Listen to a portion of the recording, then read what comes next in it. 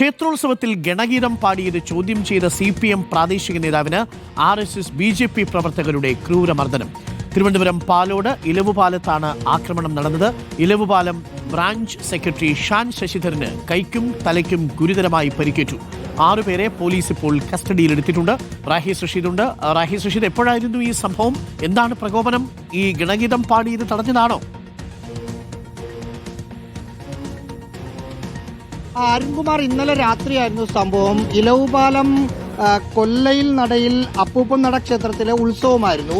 ഉത്സവത്തോടനുബന്ധിച്ച് വൈകിട്ട് ഭജന സംഘത്തിന്റെ പാട്ടുണ്ടായിരുന്നു. അത് ആ പാട്ട് നടക്കുന്നതിനിടയിൽ RSS പ്രവർത്തകർ രംഗത്തിറങ്ങി ഗണഗീതം പാടണം എന്ന് ആവശ്യപ്പെട്ടു. അവിടെ ഉണ്ടായിരുന്ന CPM പ്രവർത്തകരും മറ്റു നാട്ടുകാരും കൂടി അത് ഈ പൊതുവായി നാട്ടുകാരിൽ നിന്നും പിരിച്ചും മറ്റും നടത്തുന്ന ഒരു പരിപാടിയാണ്. അങ്ങനെ ഒരു പരിപാടിയിൽ ഗണഗീതം പാടാനാവില്ല എന്ന നിലപാടെടുത്തു. കുറച്ച് തർക്കങ്ങളും ഉണ്ടായി. തർക്കത്തിന് ശേഷം ഭജന സംഘം അവിടെ നിന്ന് മടങ്ങുകയും ചെയ്തു. അതിനിടയിൽ അവർ മടങ്ങിയതിനു ശേഷം കുറച്ച് RSS പ്രവർത്തകർ മൈക്ക് കയ്യിലെടുത്ത് ഗണഗീതം പാടുകയായിരുന്നു. അതിനെ തുടർന്ന് ഒരു ഉന്തും തള്ളുമൊക്കെ അവിടെ ഉണ്ടാവുകയും ചെയ്തു. ഷാൻ അവിടുത്തെ ബ്രാഞ്ച് സെക്രട്ടറിയാണ്, ഷാൻ ശശിധരൻ. ഷാന്റെ നേതൃത്വത്തിലുള്ള പ്രവർത്തകർ അത് തടയുകയും അവിടെ ഒരു പ്രശ്നമുണ്ടായി. പോലീസ് ഇവരെ പറഞ്ഞു വിടുകയും ചെയ്തു.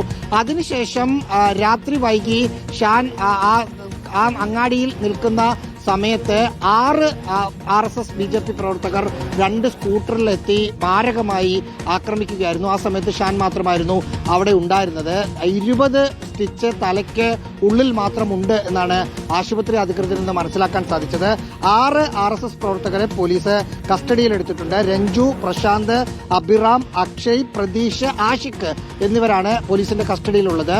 അവരെ അല്പസമയത്തിനകം അറസ്റ്റ് രേഖപ്പെടുത്തി കോടതിയിൽ ഹാജരാക്കും. അരുൺകുമാർ, എന്താണല്ലേ, ഉത്സവ പറമ്പുകൾ രാഷ്ട്രീയ പ്രശ്നമുള്ള വേദികളായി മാറാതിരിക്കുന്നതാണ് നല്ലത്. ഹൈക്കോടതി ഉത്തരവ് പോലെയും ഉണ്ട് എന്നുള്ളതാണ്. അതിന് പ്രത്യേകിച്ച് ഇപ്പോൾ ഒരു സ്ഥിരം ഫാഷനാണ്. ആൾക്കാർ വരുന്നു, ഒരു ബഹളം ഉണ്ടാക്കണമെങ്കിൽ പറയുക, ഗണഗീതം പാടാൻ പറയുക. ഗണഗീതം പാടുന്ന സമയത്ത് കുറച്ചാളുകൾ വന്ന് പ്രതിഷേധിക്കുക. അതിൻ്റെ വല്ല ആവശ്യമുണ്ടോ? അമ്പലത്തിൽ പാടാൻ എത്രയോ നല്ല പാട്ടുകൾ അവർ പാടുന്നുണ്ട്.